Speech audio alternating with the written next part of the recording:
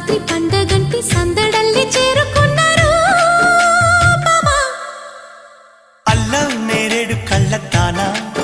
ప్రేమ వల్ల పడ్డానే పిల్లదానా